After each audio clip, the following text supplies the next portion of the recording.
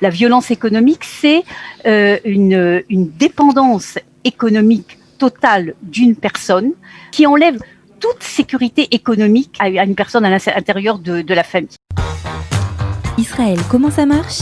Vous allez adorer comprendre Israël. La violence économique est-elle en passe de devenir un délit puni par les tribunaux ? Bien, c'est exactement ce dont nous allons parler ce matin avec Cathy Bisserand. On est ravis de l'accueillir. Bonjour Cathy. Bonjour Cathy.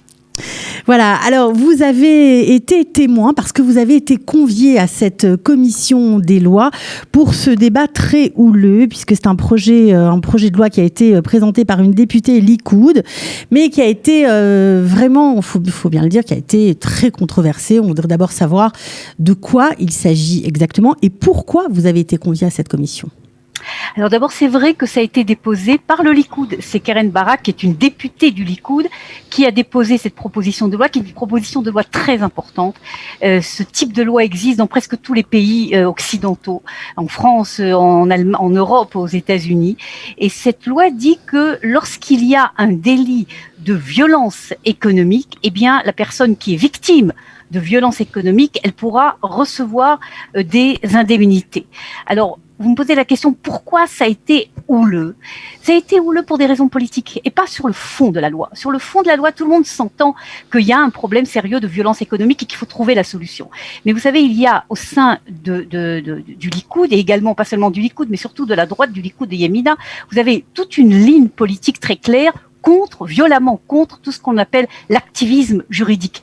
Ils sont contre l'activisme juridique, l'histoire de la Cour suprême, etc. On connaît déjà. Et également dans le droit familial. Ils disent, il faut pas de présence de la justice dans le droit familial. Il y a des autres moyens de régler les conflits de droit, des problèmes de conflit à l'intérieur de la famille. Il y a des médiations, il y a une manière de faire à l'extérieur des tribunaux et pas à l'intérieur des tribunaux. Et donc, par principe, et c'est pour ça qu'ils sont opposés à cette loi. Mais il faut quand même dire que si il y a cette loi dans d'autres pays du monde, il faut qu'il y ait cette loi en Israël, c'est que malheureusement, il y a des conflits très graves, comme notamment des conflits de violence économique, qui peuvent pas être réglés, qui ne sont pas réglés à l'extérieur des tribunaux, où les victimes n'arrivent pas à trouver des solutions. Alors justement, pour que les gens qui nous suivent et qui essayent de comprendre, parce que c'est vrai que pour certains, c'est un concept assez nouveau, ça veut dire quoi, violence économique ? On connaît les violences psychologiques, mais violence économique, un peu moins. Est-ce que vous pouvez nous en dire plus ? Alors, d'abord, il faut dire que la violence économique, que vous dites qui est moins connue, c'est en fait un des facteurs les plus courants dans les problèmes de conflits familiaux. C'est pas exprimé toujours comme un conflit économique, mais c'est il y a eu une enquête qui a été faite par l'université de Bar-Ilan qui montre que dans les 2/3 des divorces en Israël, une des raisons, pas seulement la seule raison, mais une des raisons, c'est la violence économique. Si je vous définis rapidement ce que c'est la violence économique, c'est une dépendance économique totale d'une personne par rapport à l'autre personne et des actions illégales d'une personne par rapport à l'autre personne qui enlèvent toute sécurité économique à une personne à l'intérieur de la famille. Alors c'est vrai que ça peut toucher tout le monde. Ça touche par exemple des parents avec leurs enfants, les enfants avec leurs parents. On voit souvent malheureusement des histoires d'enfants vis-à-vis de personnes âgées qui abusent, si vous voulez, de leurs parents. On voit également, rarement, mais on voit également des hommes qui sont abusés par leurs femmes au niveau économique, mais 80 à 90% de la violence économique, elle est subie par la femme. Et c'est la femme qui est la victime de la violence économique. Et ce qui est très important de dire, c'est qu'on voit ça dans tous les milieux. Au début, on pensait que c'était uniquement dans certains milieux socio-économiques bas. Et ben pas du tout. Nous, on a actuellement 3 affaires très graves de violence économique, toutes dans des situations de socio-économiques très élevées. On a une affaire, je vous donne un exemple, de Herzliya Pitoire, une femme qui a vécu avec un niveau de vie très élevé, 30-40 000 shekels et même plus par mois, avec de l'argent liquide. Elle savait absolument pas qu'est-ce qu'elle avait comme bien, etc. De l'argent liquide et sans aucun problème. Lorsqu'il y a eu une crise familiale grave, après une tromperie et une séparation, son mari lui a dit « Je n'ai strictement rien du tout, 0 shekel. Tout ça, ça appartenait à ma mère, à mon père, etc. Moi, je n'ai rien du tout. » Et c'est clair que le mari, il a investi de l'argent à côté. C'est-à-dire, en fait, la femme est spoliée dans ses biens par des malversations, on va dire. en tout cas par des combines où le mari met les biens qu'il a achetés ou même qu'il a acheté avec l'argent du ménage à d'autres noms. C'est ça, au nom Alors de ça, ses c'est un proches. exemple. Ça, c'est un exemple. Je vous donne un autre exemple. Une femme reçoit un salaire. Ok. Et le mari lui dit, au début tout va bien. Ok. En général, toutes ces histoires commencent évidemment par des histoires d'amour et une confiance totale de la femme par rapport à l'homme. Et donc tout se passe bien. Il dit bon, regarde ton salaire, donne-moi-le. Moi, je m'en occupe. Ne t'en fais pas, tout va bien. Je gère toute l'histoire financière. Et donc il prend son salaire, il investit dans un compte que la femme ne contrôle pas. Il lui donne une carte Visa. Elle sait même pas d'où vient exactement cette carte Visa. Et pendant des années, quelquefois ça dure pendant des dizaines d'années, pendant toute une vie parfois. La femme ne sait pas exactement quels sont ses biens et quelle est sa source financière. Un autre exemple très grave, c'est souvent la femme travaille dans une entreprise familiale. Elle travaille, si vous voulez, pour son mari. Et lorsqu'il y a une crise, elle s'aperçoit que son mari n'a payé rien du tout, il n'a pas donné de salaire, donc elle n'a droit à rien du tout, ni à une retraite, ni à de ce qu'on appelle Keren-Ishtalmout, ni à des avantages sociaux divers, etc. Elle se retrouve strictement sans aucun bien. Voilà un autre exemple. Un autre exemple qui est beaucoup plus grave et qu'on rencontre énormément, c'est tout le problème des dettes. Vous avez, et ça, il y a un phénomène, et malheureusement beaucoup dans les milieux francophones également actuellement en Israël, que les hommes font passer leurs dettes, prennent des dettes, soit vis-à-vis des autorités publiques israéliennes, soit privées, soit vis-à-vis du marché noir, ce qui est beaucoup, beaucoup plus grave, en impliquant leur femme, sans que la femme le sache. Il lui dit, signe un papier là, elle signe, et elle se retrouve, et comme ça, vous avez un beau matin, une femme qui arrive avec des huissiers, qui arrivent chez elle, qui lui prennent sa maison, elle sait pas d'où, comment, etc. Voilà encore un autre exemple. Maintenant, je vous donne un autre exemple de violences économiques moins graves, mais qui montrent qu'il y a un problème. Vous savez, toutes ces aides qui ont été données autour du Covid-19, ces aides ont été données soit aux enfants, soit à chaque personne. Et vous avez énormément de cas, et on a tous les jours des téléphones de personnes qui comprennent pas très bien ce qui se passe dans les milieux francophones, qui disent voilà, j'ai reçu ces fameux 750 shekels, mais c'est mon mari qui les a pris. C'est pas normal. C'est-à-dire que là aussi, c'est encore un exemple. Et il y a d'autres exemples. Alors encore, là, vous touchez un point important, Cathy. Je crois que ça a été le cœur de la controverse, c'est-à-dire que certains députés ont levé la voix en disant mais on va pas se mêler du fonctionnement interne du foyer. Si le mari veut donner ou la femme veut prendre telle et telle somme, comment s'ingérer au cœur du débat familial, au cœur de la des répartitions financières, c'est très compliqué. Comment prouver aussi qu'il y a violence économique? J'imagine que ça doit pas être simple. Alors, d'abord, c'est très compliqué de prouver qu'il y a une violence économique. Et on ne parle pas de tension économique au sein d'un couple. Ça existe au sein de chaque couple. Et la loi est très, très claire. Les lois, d'ailleurs, qui existent dans les pays étrangers sont également très claires. On ne parle pas des conflits. Et justement, c'est ce que ont dit les députés qui étaient pour cette loi aux députés qui étaient contre en disant on ne va pas s'ingérer dans des mini-conflits. Lorsqu'il doit y avoir une intervention dans la justice, c'est dans des cas extrêmes, je viens de vous décrire. Okay. C'est pas pour l'histoire, par exemple, du Covid-19. Pour ça, je vous ai décrit l'histoire des dettes, l'histoire des salaires qui sont usurpés de la femme, l'histoire des biens qui sont achetés alors que le couple a vécu pendant 20 ans ensemble. Le mari a acheté des biens et les a mis au nom de son père, de sa mère, de ses sœurs, et la femme, ce sont des cas comme ça. Dans ce type de cas, si vous voulez, la femme, aujourd'hui, se retrouvait sans aucun moyen de défense, en fait. Ou en tout cas avec des moyens de défense très, très, très limités. Et ce type de loi, c'est justement pour mettre une lumière rouge, si je puis dire. Mais je voudrais vous dire quelque chose de plus important que le fond de cette loi. Et ça, c'est ce qui a été dit d'ailleurs par les organisations de femmes qui luttent depuis des années pour qu'il y ait cette loi. C'est le fait qu'il y ait une conscience, d'accord, de la femme, tout milieu confondu, qu'elle doit être prudente, qu'elle doit lutter pour son indépendance économique. Je vous rappelle qu'il y a quelques années, à peine il y a 10 ans, lorsqu'il y avait des relations sexuelles intimes non voulues au sein d'un couple, on disait que bon, ok, très bien. Aujourd'hui, on appelle ça un viol. Et aujourd'hui, c'est un viol et c'est reconnu comme viol lorsqu'un homme impose des relations sexuelles à une femme au sein d'un foyer sans qu'elle le veuille. C'était pas le cas il y a quelques années. Aujourd'hui, c'est la même chose dans le domaine économique. Vous avez un nombre de femmes énorme, on parle de milliers et milliers de femmes qui sont concernées par ce type de situation, qui sont victimes véritablement d'une dépendance économique exagérée, maladive, presque criminelle vis-à-vis de leur mari, qui ne se retrouvent sans rien. et qui ne savent pas que c'est un crime, qui sont qui vivent ça comme dans une normalité. Il faut qu'il arrive une crise grave, soit par exemple des huissiers, comme je l'ai raconté, soit on arrive à un divorce, etc., pour qu'elles se disent, ah, mais qu'est-ce qui s'est passé? Et voilà. Et donc, le fait même, si vous voulez, que aujourd'hui des femmes nous entendent et qu'on leur dise, une femme aujourd'hui en 2020, elle doit lutter pour son indépendance économique, savoir qu'est-ce qui se passe à l'intérieur de son compte en banque. Il n'est pas possible, si vous voulez, qu'une femme laisse son époux entièrement dirigé sans savoir ce qui se passe, parce qu'un jour ou l'autre, il peut y avoir un problème. C'est-à-dire que quand tout va bien, ça paraît normal, mais ce que vous voulez mettre en exergue, c'est que si jamais un jour il y a un problème, si le couple ne s'entend plus, si on doit se séparer pour X ou Y raison, la femme doit être avertie de ce qui se passe au niveau des rentrées dans le couple, au niveau de l'argent. C'est ça ce que vous êtes en train de dire, qu'il faut qu'il y ait une prise de conscience par toutes les femmes? C'est la révolte, là.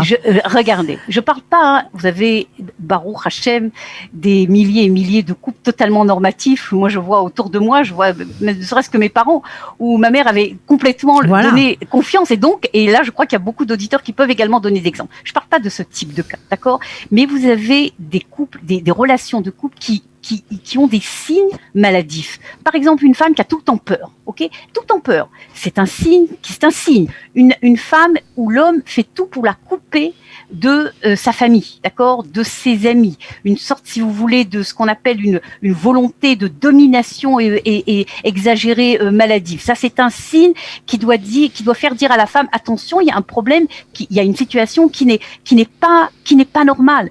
Je ne peux pas accepter ce type de situation. Aujourd'hui, il y a beaucoup de femmes qui acceptent, en fait, d'être manipulées complètement par des hommes qui ont un besoin, si vous voulez, de domination et qui utilisent ce besoin de domination en affaiblissant totalement leurs femmes et par là, si vous voulez, peuvent avoir des actions qui sont qui sont à la limite de la criminalité. Donc en fait, vous êtes en train de nous dire, Cathy, que cette violence économique sous-tend d'autres violences en général. Mais c'est clair. D'abord, souvent, il n'y a pas de violence physique. Ok, c'est ça qui est d'ailleurs très très problématique. Non, mais il m'a jamais levé la main. J'entends souvent une femme dire, mais Cathy, il m'a jamais levé la main sur moi. Non, il a jamais levé la main. Mais quand vous parlez avec elle, vous entendez une violence verbale.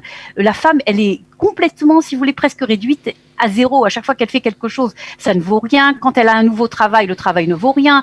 Et il y a une violence, si vous voulez, de la relation. C'est pas seulement la violence économique. La violence économique, elle est rarement toute seule. Elle s'accompagne de toute une situation, si vous voulez, générale du couple. Et si je dois dire qu'est-ce qui est important dans cette loi, pour moi, ce qui est le plus important, parce que cette loi, elle passera, ça prendra peut-être quelques mois, elle passera d'une manière ou d'une autre, avec peut-être des corrections, mais elle passera. Mais ce qui est très important, c'est justement le fait que vous et moi, on parle de ce sujet, que dans tous les médias en Israël, il y a eu des dizaines et des dizaines d'interviews. J'ai donné plusieurs interviews en hébreu également dans tous les médias israéliens. Il y a eu des articles. Le fait que tout d'un coup, si vous voulez, des histoires de femmes qui ont vu leur vie complètement détruite par justement des actions exagérées. Je parle pas encore une fois des exemples de de couple normatifs, des situations qui sont maladives. Des femmes se disent, eh bien, c'est pas normal. Il y a quelque chose qu'il faut que je comprenne. Il y a quelque chose qu'il faut. Il faut justement prendre conseil. Et ça, je crois qu'il y a un problème dans le milieu, si vous voulez, francophone, parce que souvent, il y a le problème de la langue. En hébreu, vous avez énormément d'organisations qui donnent justement des conseils où les femmes peuvent s'adresser. C'est pour ça que nous, on a créé depuis quelques mois maintenant, une consultation juridique tous les soirs, hein, de 21h à 22h, on reçoit des téléphones justement. Ça, c'est très intéressant parce que nous avons bien sûr beaucoup de nouveaux immigrants qui nous écoutent et qui ne savent pas, voilà, peut-être qu'ils vont se reconnaître dans vos propos, qui ne savent pas comment agir. Alors, donnez-nous les précisions sur cette consultation. J'imagine qu'elle est gratuite. Elle est gratuite, c'est sûr qu'elle est gratuite. C'est une consultation juridique qui existait déjà en hébreu, en anglais, etc. Et on a ouvert quelque chose en français. Et on fait, si vous voulez, une sorte de dispatching. On entend l'histoire. Et alors, on va soit en direction d'un avocat, un avocat rabbinique ou un expert comptable ou quelqu'un qui est spécialiste des problèmes psychologiques, par exemple, ou des conseils de couple. Si vous voulez, c'est une sorte de dispatching pour donner en urgence un premier conseil à une femme, à 95% sont des femmes qui nous appellent, et leur dire voilà ce que vous devez faire. Il y a souvent également des aides qui sont données gratuitement par l'État et qui sont pas connues justement des francophones. Le téléphone, c'est 03 979 77 55 et c'est tous les soirs de 21h à 22h. Bon, ça, écoutez, c'est quand même quelque chose qui va sûrement aider ceux qui nous écoutent. Alors, juste pour revenir un petit peu sur ce sujet, hein, on voit que c'est un sujet qui vous tient énormément à cœur. Pourquoi vous avez été invité dans cette commission ? Pourquoi une experte telle que vous, qui avez l'habitude, hein, c'est votre quotidien, les divorces et peut-être même les réconciliations, je ne sais pas, mais en tout cas, on va dire les conflits familiaux, pourquoi vous avez été entendue lors de cette commission ? D'abord, j'étais pas la seule. Hein. Il y avait il y avait une vingtaine de représentants de différentes organisations de femmes qui étaient là et d'autres organisations. Il y avait également des organisations de représentants des hommes. Et d'ailleurs, il y a, vous savez, des organisations pour le droit des hommes, justement, dans ça. Et c'était déjà une partie des oppositions. Mais si vous voulez, ce que les députés ont voulu entendre de nous, des femmes qui vivent au quotidien ce type de situation, c'est justement de leur raconter des histoires, de leur dire qu'est-ce qui se passe sur le terrain. Ça a été ça, si vous voulez, le but de faire entendre des personnes qui au quotidien traitent des histoires, entendent des histoires de femmes qui semblent quelquefois complètement incroyables. Avant que des histoires m'arrivent, je me dis, mais attends, c'est pas possible. J'ai eu une femme, par exemple, une femme médecin, médecin à l'hôpital Khilov, une francophone, une femme médecin avec donc un poste important qui s'est retrouvée dans un divorce et qui vient nous raconter que pendant 15 ans, elle n'a jamais vu son salaire. C'est-à-dire, c'est une des exemples que j'avais donné. Quand vous entendez une histoire, vous dites, mais comment c'est possible, une femme académique complètement indépendante, quand vous la voyez, et vous ne croyez pas. Et vous savez ce qu'elle m'a dit ? Elle m'a dit, vous savez, un signe que je dois donner, c'est une histoire d'ailleurs qu'on a racontée dans cette commission de la Knesset, qui doit faire une alarme rouge aux femmes, c'est lorsqu'il y a une différence énorme de l'attitude d'un homme à l'extérieur et à l'intérieur. À l'extérieur, c'est un gentleman, c'est un homme que tout le monde aime et que tout le monde adore. Et à l'intérieur de la maison, c'est le Guéhénom, c'est l'enfer, c'est la terreur. Et ça, c'est un exemple. Et donc, si vous voulez, au cours de cette commission, on a donné, moi et d'autres personnes, on a donné une série d'exemples pour justement faire comprendre aux députés une réalité que souvent, peut-être, qu'ils ne connaissent pas, qu'ils ne savent pas, et de voir que c'est un problème, c'est un méga phénomène qui ne concerne pas, comme on le croit au début, des classes pauvres de la population. Pas du tout. Ça concerne toutes les catégories de la population, toutes catégories confondues. Et ce témoignage justement du quotidien, si vous voulez, ça a été le but pour que justement cette loi, en fin de compte, arrive à voir le jour. Bon, alors on ne sait pas si évidemment la violence économique deviendra un délit civil puni par les tribunaux. Apparemment, c'est votre combat. J'aimerais juste qu'on termine avec les nouveaux immigrants. Je sais que vous avez beaucoup à faire à cette population. Vous savez que nous aussi, nous essayons d'intégrer au maximum les nouveaux immigrants, leur donner des clés de cette société israélienne. Est-ce qu'elles doivent s'alarmer ? Est-ce qu'elles doivent, quand il y a un problème, un des problèmes dont vous nous avez décrit la situation, est-ce qu'elles peuvent agir ? Elles peuvent faire quelque chose ? C'est parfois compliqué quand ces femmes sont à la maison, ne travaillent pas encore, elles n'ont pas encore la langue.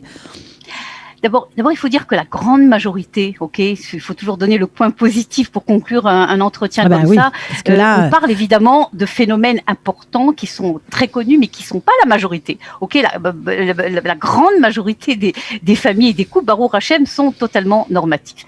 Mais c'est vrai que dans les milieux migrants, c'est pas seulement les milieux francophones, c'est dans tous les milieux, si vous voulez, de migration, où il y a des situations qui sont pas des situations normatives. Par exemple, vous avez souvent des maris qui continuent à travailler en France, qui font les va-et-vient. C'est sûr que c'est une plateforme, si vous voulez, de toutes sortes de déviations pour les gens qui veulent exploiter ces déviations. C'est pas très bien ce qu'il fait en France. La femme ici ne travaille pas totalement. Il y a des problèmes financiers, etc. Et donc, si vous voulez, en tout cas, c'est intéressant de donner les données que donne le Beit Din de Natania, où il y a une grande population francophone. Ils disent que le taux, si vous voulez, de personnes francophones, pas qui divorcent, mais qui arrivent à ouvrir des dossiers ou à poser, si vous voulez, à commencer une procédure, est beaucoup plus important proportionnellement proportionnellement à la population si on compare les francophones par rapport à la population israélienne. Ça montre bien, si vous voulez, qu'il y a quand même un terrain dans la migration qui est problématique. C'est la même chose d'ailleurs dans les milieux anglophones, hein, c'est pas seulement